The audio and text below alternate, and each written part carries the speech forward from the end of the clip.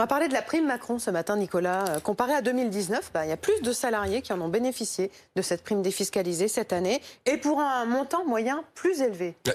C'est très étonnant parce que ça aurait dû être le contraire. L'année n'est pas bonne en économie. Bah oui, 2,3 milliards distribués entre janvier et fin septembre. C'est-à-dire sur 9 mois, plus que sur l'ensemble de l'année 2019. Ça a profité à un peu plus de 5 millions de salariés sur 9 mois.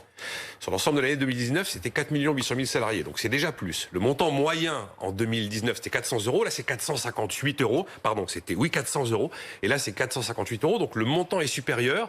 Et ces chiffres sont probablement appelés à progresser encore, puisque cette prime, compte tenu de ce que l'on vit, des confinements, des difficultés, sa durée de vie a été prolongée jusqu'à la fin du mois de décembre 2020. Je ne sais pas ce qui va se passer pour 2021. C'est pas tranché. Nicolas, on rappelle ce qu'est cette prime Macron. Est-ce que tout le monde y a droit? Quel montant? Alors, tout le monde y a droit dans la limite de 3 SMIC, c'est-à-dire 3 600 euros à peu près de revenus. Au-delà, on n'est pas éligible.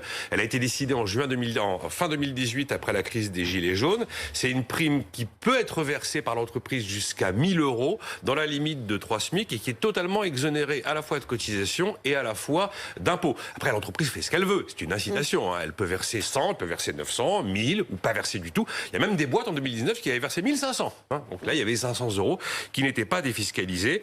C'est jusqu'à 1 000 euros pour toutes les entreprises dans la limite de 3 SMIC, on est bien d'accord. Et ça peut monter à 2 000 euros pour les entreprises qui, au préalable, ont conclu un accord d'intéressement. Bon, deux questions. Est-ce que cette prime, elle profite vraiment à tous les salariés, quelle que soit la taille de l'entreprise? Et est-ce que si je la touche pas, j'ai le droit d'aller la réclamer à mon patron?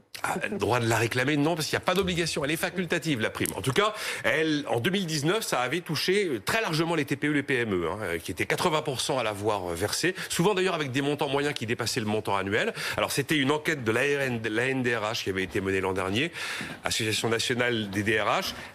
J'ai pas vu de chiffres, elle n'a pas été reconduite cette année. On aura évidemment de moins bons résultats cette année, notamment dans les petites entreprises, parce que ce qui avait freiné 25% des entreprises qui ne l'avaient pas versé en 2019, 75% l'avaient versé, ce qui avait freiné, c'était qu'il y avait parfois des banques de trésorerie ou des résultats insuffisants, ce qui est un peu une caractéristique de l'année 2020. Et l'autre question qu'on s'était posée à l'époque, c'est est-ce que cette prime, elle va servir un peu d'alibi pour freiner les augmentations de salaire? Là, les chiffres constatés par le cabinet de conseil Mercer, leader mondial des conseils en ressources humaines, la réponse est non. La dynamique moyenne de hausse de salaire en 2020 est de plus 2,2%. Elle sera de plus 2% en 2021 d'après ce cabinet. Donc a priori, la prime Macron, là encore, n'a pas pénalisé les augmentations annuelles.